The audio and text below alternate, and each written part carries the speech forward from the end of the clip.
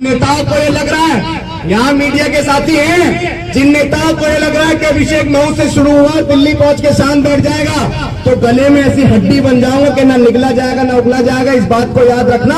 अगर इस बार एक नहीं हुए तो पूरे समाज के साथ अभी तो समर्थन के लिए आपको एकजुट करने के लिए आपके साथ इस मूवमेंट को स्थापित करने के लिए एक रिक्वेस्ट मार्च निकाल रहा हूं। अगर दिल्ली के जंतर मंतर तक आपको होश नहीं आया तो इस पूरे समाज को लेकर विरोध मार्च निकालूंगा। इस बात को याद रखना। अगर नेता बाबा साहेब अम्बेडकर की मूवमेंट में बाधा बन रहे हैं तो आपको नेताओं को घूर के देखना चाहिए।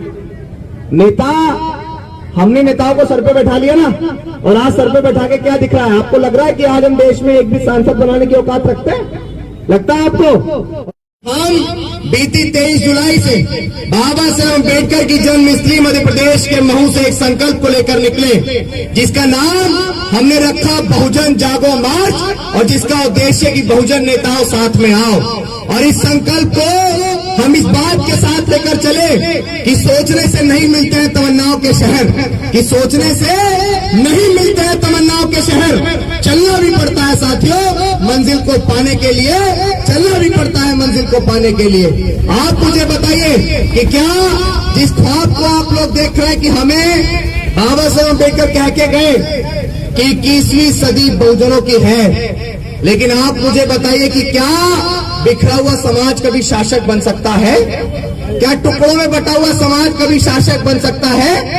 क्या मायावती, चंद्रशेखर आजाद, उदित राज, रामन मिश्राम, फूल सिंह बरैया, प्रकाश अम्बेडकर, रामदास अठावले, मांझी, चिराग पासवान और ऐसे तमाम बहुजन समाज के नेता, आप अगर अपनी अलग अलग दुकान चलाएंगे तो क्या समाज कामयाब हो जाएगा?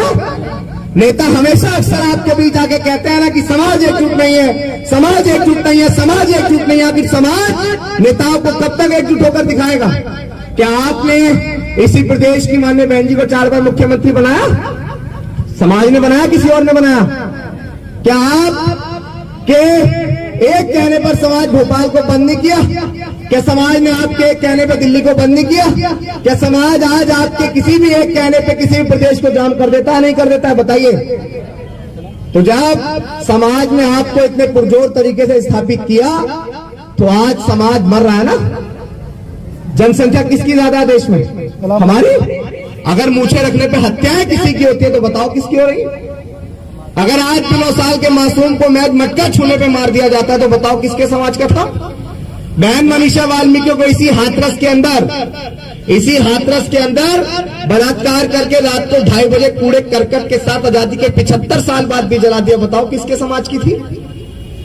इन सारी चीजों का गुनहगार आप किसको मानते हैं? मनुवादियों को, या उस सरकार को जो आपके सारी चीजों का हरण करिए उसको मानते हैं?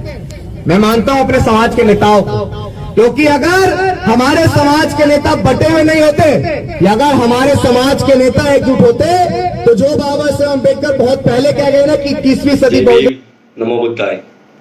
तो अगर आपसे कोई पूछे कि G20 हो गया तो अपन सब बोलते हैं हाँ हो गया।